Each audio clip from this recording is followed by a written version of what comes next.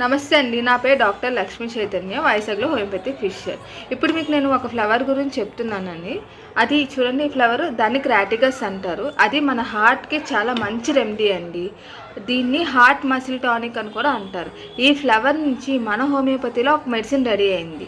దాని పేరు ఏంటి అంటే క్రాటిగస్ ఆక్సికాంటమ్. ఈ మెడిసిన్ ఎవరు ఇంట్రడ్యూస్ చేశారు? దాన్ని డాక్టర్ జెనీస్ అనే అతను ఈ మెడిసిన్ని ఇంట్రడ్యూస్ చేశారు. అతని పూర్తి పేరు ఏంటి అంటే డాక్టర్ జీన్ ఆఫ్ ఎనిస్. అతను ఇర్లాండ్ దేశానికి చెందినవాడు. అతను చాలా డ్రగ్ ప్రూవింగ్ చేసి, చాలా హ్యూమన్స్ మీద ప్రూవ్ చేసి, సిమ్టమ్స్ అన్ని కలెక్ట్ చేసుకుని, దాంట్లో మ్యాక్సిమం టైమ్స్ వచ్చిన సిమ్టమ్స్ కలెక్ట్ చేసి ఈ మెడిసిన్ అనేది ప్రూవ్ చేసుకుని, తను కూడా ప్రూవ్ చేసుకుని, ఇంకా పేషెంట్స్ కూడా ఇచ్చి తగ్గిన తర్వాత ఈ మెడిసిన్ దీనికి యాక్ట్ అవుతుంది అని చెప్పి మనకు చెప్తున్నారనమాట. సో ఈ మెడిసిన్ మెయిన్గా మన హార్ట్ మీద, సివిఎస్ సిస్టమ్ అంటే హార్ట్ మీద, తర్వాత గ్యాస్ట్రిక్ సిస్టమ్ మీద కూడా యాక్ట్ అవుతుందంట. సో ఇది సివిఎస్ డిసీజ్, మనకి హార్ట్కి సంబంధించి ఏ డిసీజ్ వచ్చినా సరే ఈ మెడిసిన్ ఇవ్వచ్చంట. అలాగే జిఐటికి సంబంధించి, ఈ గ్యాస్ట్రిక్ ప్రాబ్లమ్కి, ఇండైజెషన్ ప్రాబ్లమ్కి సంబంధించి ఏ ప్రాబ్లం వచ్చినా ఈ మెడిసిన్ ఇవ్వచ్చంట. కానీ ఎలా ఇవ్వాలి అని చెప్పారు మనకి, పేషెంట్ యొక్క సిమ్టమ్స్ దీనికి మ్యాచ్ అవ్వాలి అని. అంటే ప్రతి పేషెంట్ ఒకలా ఉండరు కాబట్టి, ప్రతి పేషెంట్ చేంజ్ అవుతూ ఉంటారు కాబట్టి వాళ్ళకి వచ్చే సిమ్టమ్స్ కూడా చేంజ్ అవుతూ ఉంటాయి. సో వచ్చింది ఒక ప్రాబ్లం అయినా సిమ్టమ్స్ అనేవి చేంజ్ అవుతూ ఉంటాయి. సో ఆ పేషెంట్ యొక్క సిమ్టమ్స్ ఈ డ్రగ్ యొక్క సిమ్టమ్స్ మ్యాచ్ అయితే, సిమ్టమ్స్ సిమిలారిటీగా ఉంటే మనం ఈ మెడిసిన్ అనేది ఇవ్వచ్చు. ఫస్ట్ ఈ మెడిసిన్ ఇవ్వాలి అంటే ఆ పేషెంట్కి ఎలా ఉండాలి? ఆ పేషెంట్ చాలా ఇరిటబుల్గా ఉంటారనమాట. ఆ పేషెంట్ ఇంకా ఏమనుకుంటారంటే, చాలా ఒక రష్ ఆఫ్ బ్లడ్, ఎక్కువ బ్లడ్ తన బ్రెయిన్కి వెళ్ళిపోతుంది. సో నాకు అందుకనే హెడేక్ వస్తుంది, నాకు ఏదో అయిపోతుంది, నేను ఇంక ఉండనేమో, నా పనులన్నీ త్వరగా చేసుకోవాలి, త్వరగా అన్నీ నేను చక్కదిద్దుకోవాలి అని పేషెంట్ అనుకుంటారంట. తర్వాత ఈ పేషెంట్ యొక్క ఫేస్ రెడ్ ఫేస్గా ఉంటుంది. తర్వాత ఈ పేషెంట్కి వెట్టిగా కూడా ఉంటుంది, హెడేక్ వస్తుంది. తర్వాత పేషెంట్ యొక్క పల్స్ అనేది చాలా వీక్గా కానీ, చాలా ర్యాపిడ్గా కానీ ఉంటుందంట. తర్వాత ఈ పేషెంట్ చాలా ఇరిటబుల్. తర్వాత ఈ పేషెంట్ యొక్క కంప్లైంట్స్ గురించి వరి అయిపోతూ ఉంటారంట. ఈ పేషెంట్ కంప్లైంట్స్ చిన్న ఎక్సర్షన్ అయినా, చిన్న పని చేసుకున్న వేరే పని, అతని యొక్క కంప్లైంట్స్ అనేవి ఎక్కువైపోతుందండి. ఇప్పుడు ఎక్కడికో వెళ్ళి వచ్చారనుకోండి, వాకింగ్ చేశారనుకోండి, అతని యొక్క కంప్లైంట్స్ ఎక్కువైపోతుందంట. అతనికి సివియర్ ఎస్ఓబి ఉంటుందంట, అంటే ఆయాసంగా ఉంటుంది, బ్రీతింగ్ సరిగా తీసుకోలేరు.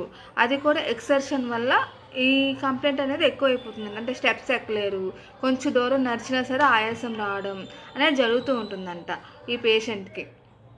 తర్వాత ఈ పేషెంట్కి క్లావికల్ దగ్గర చిన్న స్పాట్లో లెఫ్ట్ సైడ్ నొప్పి వస్తూ ఉంటుందంట. తర్వాత ఈ పేషెంట్కి చాలా స్వెట్ అనేది వస్తుందంట, ఎక్సెసివ్ స్వెట్టింగ్ వస్తుందంట ఈ పేషెంట్కి. ఆ స్వెట్ అనేది కూడా చాలా అఫెన్సివ్గా ఉంటుందంట. సో ఈ పేషెంట్కి ఇంకా గిడీనెస్ ఉంటుందంట. తర్వాత ఈ పేషెంట్కి డిస్పెప్సియా ఉంటుందంట. తర్వాత మెయిన్గా ఈ మెడిసిన్ ఎప్పుడు ఇవ్వాలని చెప్పారంటే, ఈ మెడిసిన్ ఎందుకు ఇస్తారంటే, వాల్స్లోని క్యాల్కేరియర్స్ ఉంటాయి కదండి, ఆ క్యాల్కేరియర్స్ని డిసాల్వ్ చేయడానికి కూడా ఈ మెడిసిన్ యూస్ అవుతుందంటండి. తర్వాత ఈ మెడిసిన్ గురించి ఈ వేరే డాక్టర్ గారు ఇచ్చిన కేసు గురించి మనకి ఎక్స్ప్లెయిన్ చేశారు. ఆ కేసు ఏంటి అంటే, ఒక వ్యక్తి తన మదరు జీవిస్తూ ఉంటున్నారంట. అతనే ఆ ఫ్యామిలీ మొత్తం పోషించుకోవాలి. అతని దగ్గర మనీ అనేవి చాలా ఫైనాన్షియల్లీ చాలా లోగా ఉన్నారు వాళ్ళు. సో చాలా టెన్షన్, బర్డెను ఇతనికే ఉండేవి. కానీ అతను కొన్ని స్పోర్ట్స్కి వెళ్తూ ఉండేవాళ్ళంట. కానీ కొన్ని స్పోర్ట్స్కి వెళ్తూ ఉండేవాళ్ళు. అలా ఒకరోజు అలా స్పోర్ట్స్ చేసిన తర్వాత చాలా ఆయాసంగా అనిపించి, చాలా సంథింగ్ అన్కంఫర్ట్గా అనిపించి ఒక బెడ్ మీద పడుకోబెట్టారు ఆ పేషెంట్ని. ఆ పేషెంట్ని అలా పడుకున్నప్పుడు మన డాక్టర్ జెనిన్ గారు అతన్ని చూశారంట.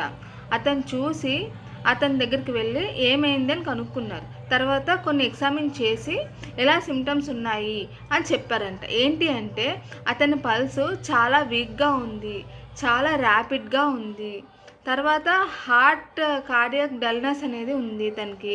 తర్వాత లబ్ అనే సౌండ్ వినిపించట్లేదు, చాలా సైలెంట్గా వినిపిస్తుంది. టెండర్నెస్ ఉంది హార్ట్ చుట్టూ. తర్వాత పేషెంట్ ఆయాస పడిపోతున్నాడు. సో, ఇతనికి పెరికార్డియల్ ఎన్లార్జ్‌మెంట్ ఏమైనా ఉండొచ్చు అనుకున్నారు.